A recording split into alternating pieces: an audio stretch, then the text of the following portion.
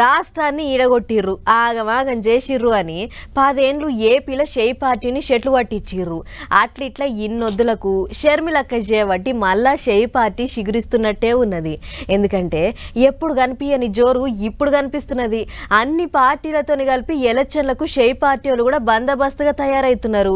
వరాల లిస్టు తయారు చేస్తున్నారు. ఢిల్లీలో ధర్నాలకు సిద్ధమవుతుర్రు. అబ్బో జోరు చిన్నగా లేదు.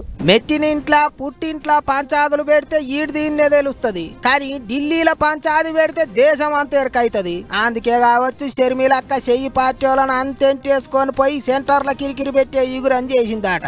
అక్క చెయ్యి పార్టీ పగ్గాలు చేత పట్టినాక ఎట్లా రువ్వడి పెంచుతున్నదో అందరికి చూపించే ప్లానింగ్ వేసుకున్నదా అన్నట్టు. రాష్ట్రం ఇడిపడ్డాక ఏపీకి ఇస్తామన్న ఇయ్యలేదు, ఉన్నాయి గుంజుకుంటారు అని ఢిల్లీలో లొల్లికి తయారైంది షర్మిలక్క.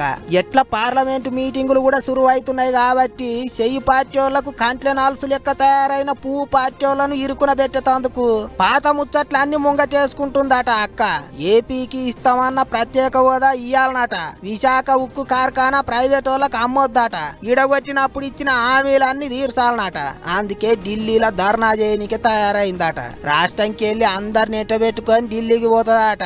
ఇంకో దిక్కు ఏపీలో పోయిన 2 ఎలక్షన్లకు మూలకు పడ్డట్టే ఉండే గాని ఈసారి అసెంబ్లీ ఎలక్షన్లకు మాత్రం జోరుగా తయారైతున్నారు చెయ్యి పార్టీ వాళ్ళు. ఇప్పటికే వరాల లిస్టు తయారు చేసే పనుల పడ్డారు లీడర్లు. తెలంగాణలో ఇచ్చినట్టే తీరొక్క హామీలు తీరొక్క పథకాలు పెట్టి ఎట్టనో ఓ తీరుగా మళ్ళా లైన్లో పడాలి అన్నట్టు చూస్తారట. ఎక్కడ పోగొట్టుకున్నారో అక్కడనే ఎంకులాడుకుంటున్నారో అన్నట్టు. అందుకే 10 ఏళ్ల సైకిల్ పార్టీ వాళ్ళు ఫ్యాన్ పార్టీ వాళ్ళు చేయలేని పనులన్నీ చేసి చూపిస్తాం అన్నట్టు చెప్పుకుంటారట. అన్నిటికి మించి ప్రత్యేక హోదా గురించే షర్మిలక్క యాడికి ఓ గట్టిగా మాట్లాడుతున్నది. మరిగా చూడాలి అక్క ముచ్చట్లతోని లీడర్ల జోరుతోని ఏపీలో ఏమాత్రం ఎగుర పెడుతుందో చెయ్యి పార్టీ.